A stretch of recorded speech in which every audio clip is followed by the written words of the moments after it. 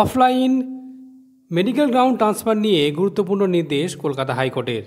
এই দেখুন বন্ধুরা, Paulami Mukhopadhyay versus the state of West Bengal and others, এই মামলায় আইনজীবী হিসাবে ছিলেন সুদীপ চৌধুরী।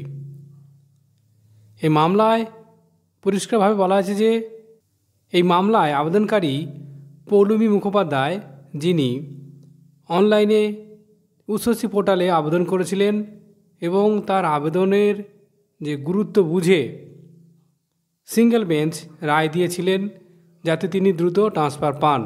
তিনি মেডিকেল গ্রাউন্ডে আবেদন করেছিলেন, তার কার্ডিয়াক সমস্যা রয়েছে, অর্থাৎ হৃদরোগ সংক্রান্ত সমস্যা রয়েছে, যে তিনি নভেম্বর 2024 এই সিঙ্গেল বেঞ্চের রায় যেটা পাশ হয়েছে, সিঙ্গেল বেঞ্চে ওনাকে রায় দেওয়া হয়েছিল মেডিকেল গ্রাউন্ডে ট্রান্সফারের জন্য, কিন্তু তিনি এখনও পর্যন্ত ট্রান্সফার পাননি। ইকোকার্ডিওগ্রাফি রিপোর্ট যেটা দ্রুত দেখানোর কথা বলা হয়েছে এবং সেই রিপোর্ট দেখে তারপর সংশ্লিষ্ট অথরিটি যাতে ট্রান্সফারের ব্যবস্থা করেন তার জন্য নির্দেশ দেওয়া হয়েছে।